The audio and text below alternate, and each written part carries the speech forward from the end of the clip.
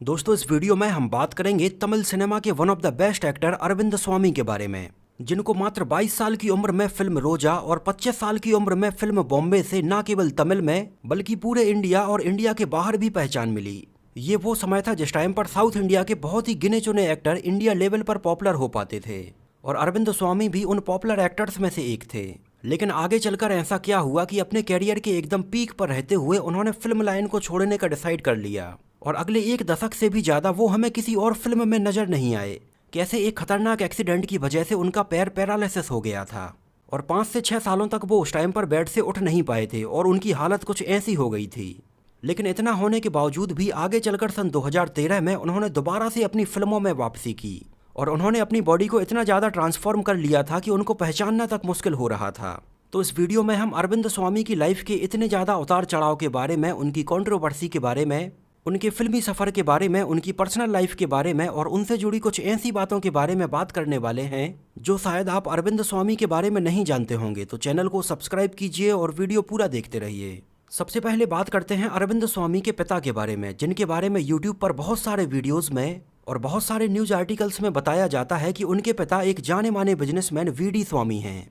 लेकिन आप में से शायद बहुत ही कम लोग इस बात को जानते होंगे कि अरविंद स्वामी वीडी स्वामी के बेटे नहीं हैं। एक्चुअली अरविंद स्वामी का जन्म 18 जून सन 1970 को तमिल टेलीविजन के एक जाने माने एक्टर डेली कुमार के घर हुआ था और वही उनके रियल पिता हैं। लेकिन अरविंद स्वामी के जन्म के टाइम से ही डेली कुमार के कजिन और जाने माने इंडस्ट्रियलिस्ट वीडी स्वामी ने गोद ले लिया था। हालांकि ये बहुत ही अंदर की बात है और इसके बारे में शायद ही बहुत कम जगह पर मेंशन किया गया है। वीडी स्वामी जो कि एक बहुत बड़े बिजनेसमैन थे और उनकी वाइफ सीवीएस बसंत एक जानी मानी भरतनाट्यम डांसर थीं और ये दोनों ही अरविंद स्वामी के माता पिता के तौर पर जाने जाने लगे थे। पारिवारिक बैकग्राउंड बहुत अच्छा होने की वजह से अरविंद स्वामी का पूरा बचपन बहुत अच्छे से बीता। उन्होंने चेन्नई के Don Bosco matriculation higher secondary school से अपनी स्कूलिंग की पढ़ाई कंप्लीट की और बाद में चेन्नई के ही लॉयला कॉलेज से उन्होंने अपनी बीकॉम की डिग्री कंप्लीट की। लॉयला कॉलेज चेन्नई का बहुत ही फेमस कॉलेज है जहां से बहुत सारे एक्टर्स ने पढ़ाई की है, जिनमें चियान विक्रम, महेश बाबू, थालापाथी विजय, जयम रवि, सूर्या, वेंकटेश और विशाल जैसे कई जाने माने एक्टर्स पढ़ाई कर चुके हैं। अरविंद स्वामी ने बताया कि बचपन से उन्हें फिल्म लाइन में आने का कोई भी इंटरेस्ट नहीं था। उन्होंने तो कभी एक्टर बनने का सोचा भी नहीं था। उनकी इच्छा वैसे तो डॉक्टर बनने की थी, लेकिन उनके पिता चाहते थे कि अरविंद स्वामी बिजनेस की पढ़ाई करें। इस वजह से उन्होंने बैचलर ऑफ कॉमर्स का कोर्स ज्वाइन किया था और उस टाइम पर कॉलेज में अपने साथ वाले दोस्तों को थोड़ी बहुत मॉडलिंग और एडवर्टाइजमेंट करते हुए उन्होंने एक्स्ट्रा पॉकेट मनी कमाते हुए देखा। तो अरविंद स्वामी को लगा कि उन्हें भी ऐसा करना चाहिए जिससे कि वो कॉलेज में पढ़ाई के साथ ही साथ कुछ एक्स्ट्रा पॉकेट मनी भी कमा सकें। और अपने कॉलेज में उन्होंने मॉडलिंग के लिए ऑडिशन दिया, जहाँ पर उन्हें इनिशियली तो रिजेक्ट कर दिया गया था, लेकिन बाद में अरविंद स्वामी कुछ बहुत ही छोटे छोटे एडवर्टाइजमेंट में नजर आए और ऐसे ही एक एडवर्टाइजमेंट करते टाइम पर उनको तमिल सिनेमा के जाने माने डायरेक्टर मणि रत्नम ने देखा। ये सन 1990 और 91 के आसपास की बात है, जिस टाइम पर डायरेक्टर मणि रत्नम सुपरस्टार रजनीकांत और मम्मूट्टी के साथ फिल्म थालापथी का प्लान कर रहे थे, जिस फिल्म में अर्जुन नाम के एक डिस्ट्रिक्ट कलेक्टर के किरदार के लिए उन्हें एक नए चेहरे की तलाश थी। और अरविंद स्वामी के कुछ स्क्रीन टेस्ट लेने के बाद उन्हें इस फिल्म में इस किरदार के लिए फाइनल कर दिया गया। हालांकि अरविंद स्वामी उस टाइम तक भी एक एक्टर बनना नहीं चाहते थे, लेकिन फिर भी उन्हें लगा कि इस फिल्म में काम करके उन्हें एक अच्छी खासी पॉकेट मनी मिल जाएगी। इस वजह से उन्होंने इस फिल्म को साइन कर लिया था और जब ये फिल्म रिलीज हुई तो एक ब्लॉकबस्टर फिल्म रही और अरविंद स्वामी की परफॉर्मेंस की भी बहुत ज़्यादा तारीफ की गई। हालांकि इस टाइम पर अरविंद स्वामी की एज मात्र 21 साल थी। इसके एक साल बाद मात्र 22 साल की एज में मणि रत्नम ने अरविंद स्वामी को अपनी फिल्म रोजा में बतौर लीड एक्टर के तौर पर साइन करने का डिसाइड किया। और फिल्म रोजा जब रिलीज हुई तो ये फिल्म और इसके गाने लोगों के द्वारा बहुत ज़्यादा पसंद किए गए। इस फिल्म का हिंदी डब्ड वर्जन भी काफ़ी पॉपुलर हुआ और अरविंद स्वामी को इस फिल्म से अच्छी खासी पहचान मिली। यहाँ तक कि अरविंद स्वामी को उस टाइम पर बेस्ट एक्टर इन तमिल के फिल्म फेयर अवार्ड के लिए भी नॉमिनेट किया गया था, लेकिन उस टाइम पर वो ये अवार्ड नहीं जीत पाए थे। ये अवार्ड उस टाइम पर कमल हसन को उनकी फिल्म थीवर मगन के लिए दिया गया था, जिसको खुद कमल हसन ने ही लिखा था। और ये वही फिल्म थी जिसको आगे चलकर सन 1997 में अनिल कपूर के साथ विरासत के नाम से बनाया गया था। और जिस टाइम पर फिल्म रोजा और इसके गाने पूरे इंडिया भर में धूम मचा रहे थे, उस टाइम पर अरविंद स्वामी इंटरनेशनल बिजनेस में अपनी डिग्री कंप्लीट करने के लिए अमेरिका गए हुए थे और इतनी कम उम्र में मिली इतनी बड़ी सफलता को अरविंद स्वामी उस टाइम पर समझ नहीं पा रहे थे। हालांकि इसी दौरान सन 1993 में उनके पिता वीडी स्वामी की मृत्यु हो गई और वो इंडिया वापस आ गए, लेकिन इंडिया आने के बाद वो मेंटली बहुत ज़्यादा परेशान थे और अपने दिमाग को थोड़ी और डाइवर्ट करने के लिए उन्होंने कुछ और फिल्में भी साइन कर लीं और आगे चलकर वो मणि रत्नम की सन 1995 में आई फिल्म बॉम्बे में भी नजर आए, जिस फिल्म में भी अरविंद स्वामी की परफॉर्मेंस को बहुत ज़्यादा पसंद किया गया था। हालांकि अरविंद स्वामी इसी दौरान फिल्मों के साथ ही साथ अपने फैमिली बिजनेस को भी संभाल रहे थे, क्योंकि अरविंद स्वामी के पिता उनके लिए बहुत बड़ा कारोबार छोड़ कर गए थे। सन 1997 में काजोल और प्रभुदेवा के साथ में आई अरविंद स्वामी की फिल्म मिंसारा कानाबू भी एक सुपरहिट फिल्म रही। इसी फिल्म को बाद में हिंदी में सपने के नाम से डब करके भी रिलीज किया गया था। इस फिल्म का हिंदी डब्ड वर्जन तो आपको शायद ही याद हो, लेकिन फिल्म के 2 गाने चंदा रे कभी तो जमी पर आ और आवारा भंवरे जो हौले हौले गाएं आपको बखूबी याद होंगे। और अपनी इन हिंदी डब्ड फिल्मों को नॉर्थ रीजन में मिली सफलता को और ज़्यादा भुनाने के लिए अरविंद स्वामी के साथ डायरेक्टर प्रियदर्शन ने सन 1998 में एक फुल हिंदी फिल्म बनाई, जिसमें उनके अपोजिट जूही चावला नजर आईं। ये फिल्म थी 7 रंग के सपने। हालांकि फिल्म ठीक थी, लेकिन ये फिल्म हिंदी बॉक्स ऑफिस पर कुछ खास कमाल नहीं दिखा पाई। इसके बाद सन 2000 में अरविंद स्वामी एक बार फिर से मनीषा कोइराला के साथ हिंदी फिल्म राजा को रानी से प्यार हो गया में नजर आए, लेकिन ये फिल्म भी कुछ खास कमाल नहीं दिखा पाई। और इसके बाद ही अरविंद स्वामी ने फिल्मों से एक लंबा ब्रेक लेने का डिसाइड कर लिया।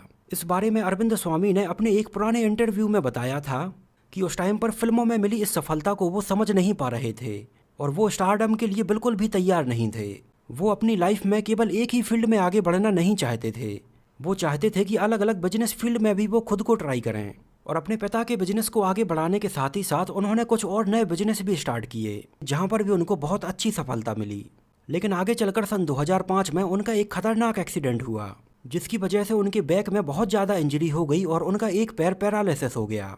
और डॉक्टर्स ने बोला कि अब उन्हें बहुत लंबे बेड रेस्ट की ज़रूरत है। इसके बाद 4 से 5 साल तक उनका लगातार ट्रीटमेंट चला और उनकी बहुत सारी सर्जरी की गई। अरविंद स्वामी ने बताया कि ये 4 से 5 साल उनकी लाइफ के लिए बहुत ज़्यादा मुश्किल थे। इस दौरान उनकी हालत ऐसी हो गई थी कि वो चलना फिरना तो दूर, बेड से उठ भी नहीं पाते थे। इस दौरान अरविंद स्वामी की वाइफ भी उनके साथ नहीं थी। एक्चुअली अरविंद स्वामी की शादी सन 1994 में गायत्री राम मूर्ति से हुई थी और सन 1996 में उनकी बेटी का जन्म हुआ था और सन 2000 में उनके बेटे का जन्म हुआ था। लेकिन आपसी मतभेद के चलते आगे चलकर सन 2003 में उनकी वाइफ उनसे अलग रहने लगी थी और लगभग 7 सालों तक एक दूसरे से अलग रहने के बाद फाइनली सन 2010 में इन दोनों का डिवोर्स हो गया था, जिसमें कोर्ट के डिसीजन के अनुसार अरविंद स्वामी को 75 लाख रुपए अपनी वाइफ को देने पड़े थे। इसके अलावा हर महीने 1 लाख रुपए तब तक देने पड़ेंगे जब तक कि उनकी वाइफ की दूसरी शादी नहीं हो जाती है। हालांकि दोनों बच्चे अरविंद स्वामी के पास ही थे और इस दौरान अरविंद स्वामी एकदम बेड रेस्ट पर थे। हालांकि बाद में आगे चलकर सन 2012 में अरविंद स्वामी ने अपर्णा मुखर्जी से शादी कर ली थी, जो कि खुद एक वकील हैं। इस दौरान अरविंद स्वामी ने बताया कि वो अंदर से काफ़ी टूट चुके थे। हालांकि बाद में जब वो पूरी तरह से ठीक हो गए, लेकिन फिर भी उनका शरीर कुछ ऐसा हो गया था। इसके बाद एक बार फिर से डायरेक्टर मणि रत्नम उनके पास आए और उनसे बोला कि उन्हें अपनी बॉडी का ध्यान रखना चाहिए। और मणि रत्नम ने उनसे बोला कि वो एक फिल्म कडल बनाने के बारे में प्लान कर रहे हैं, जिसमें वो चाहते हैं कि अरविंद स्वामी काम करें।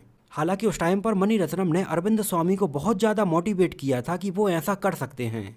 उस टाइम पर अरविंद स्वामी का वजन लगभग 110 किलो के आसपास हो गया था, लेकिन उन्होंने अंदर से हिम्मत जुटाकर फिर से मेहनत करना शुरू किया और कुछ ही महीनों में लगभग 15 से 20 किलो वजन कम कर लिया। और फाइनली सन 2013 में आई फिल्म कडल से उन्होंने तमिल सिनेमा में दोबारा से अपनी वापसी की। इसके बाद सन 2015 में आई फिल्म थानी और वन में भी वो हमें नजर आए, जिसमें अरविंद स्वामी वैसे तो हमें एक नेगेटिव किरदार में नजर आए, लेकिन इसको भी लोगों ने बहुत ज़्यादा पसंद किया। अरविंद स्वामी के इतने साल के एक लंबे ब्रेक के बाद दोबारा से तमिल फिल्मों में वापसी को लेकर बहुत सारे लोग उनकी ज़बरदस्त फिटनेस को देखकर एकदम हैरान थे, क्योंकि ये अरविंद स्वामी 90s में नजर आने वाले अरविंद स्वामी से एकदम अलग थे। फिर चाहे उनकी पर्सनालिटी हो, उनका लुक हो या फिर उनकी स्टाइल हो, और लोगों ने अरविंद स्वामी के इस नए अवतार को बहुत पसंद किया। आगे चलकर वो फिल्म थानी और वन के तेलुगु रीमेक ध्रुवा में भी हमें वही किरदार प्ले करते हुए नजर आए। इसके बाद वो गन और मणि रत्नम की ही एक और फिल्म छेक्का छिवंथा वनम में हमें नजर आए। और अभी फिलहाल सन 2021 में कंगना रनावत की आने वाली फिल्म थलाईवी में भी वो हमें नजर आने वाले हैं। अरविंद स्वामी रियल लाइफ में बहुत ही डाउन टू अर्थ नेचर के हैं और उन्होंने कभी भी अपने आप को एक बहुत बड़ा स्टार नहीं माना है। इस वजह से उनसे जुड़ी कोई भी बहुत बड़ी कंट्रोवर्सी मीडिया में कभी सामने नहीं आई है।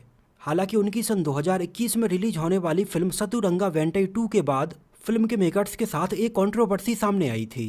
हालांकि वैसे तो ये फिल्म सन 2016 में ही बनकर कंप्लीट हो गई थी, लेकिन इस फिल्म के प्रोड्यूसर मनो बला ने अरविंद स्वामी को उनकी पूरी फीस पे नहीं की थी, जिसके बाद अरविंद स्वामी ने कोर्ट में एक केस दर्ज किया था कि उन्हें फिल्म के लिए पूरी फीस दी जाए, वो भी इतने सालों के 18% एनुअल इंटरेस्ट के साथ। हालांकि आगे चलकर इस मामले को सॉर्ट आउट कर लिया गया था और अब अरविंद स्वामी की लाइफ काफ़ी अच्छी चल रही है। वो अपने बिजनेस के साथ ही साथ बैलेंस बनाकर फिल्मों में भी काम करते हैं और अरविंद स्वामी के बहुत सारे पुराने फैंस अब उनके इस नए अवतार को देखकर बहुत ज़्यादा खुश हैं। तो दोस्तों, ये तो बात हुई अरविंद स्वामी की लाइफ से जुड़े बहुत सारे अननोन फैक्ट्स के बारे में। आप लोगों को अरविंद स्वामी की फिल्में कैसी लगती हैं? उनकी पुरानी फिल्में या नई फिल्में आपको कौन सी ज़्यादा पसंद हैं? हमें कमेंट में ज़रूर बताइए। मुझे तो अरविंद स्वामी की रोजा और बॉम्बे ये दोनों ही फिल्में बहुत ज़्यादा पसंद आई थीं। अरविंद स्वामी की आपकी फेवरेट फिल्म कौन सी है? हमें कमेंट में ज़रूर मेंशन कीजिए। और अगर ये वीडियो आपको पसंद आया हो, मेरी मेहनत आपको पसंद आई हो, तो इसको प्लीज़ लाइक करके मुझे इस बात का जवाब ज़रूर दीजिए। तो मिलते हैं किसी नए वीडियो में साउथ फिल्म इंडस्ट्री से जुड़े किसी नए एक्टर या एक्ट्रेस की लाइफ से जुड़ी कुछ और ऐसी ही इंटरेस्टिंग और बहुत ही रोचक बातों के साथ।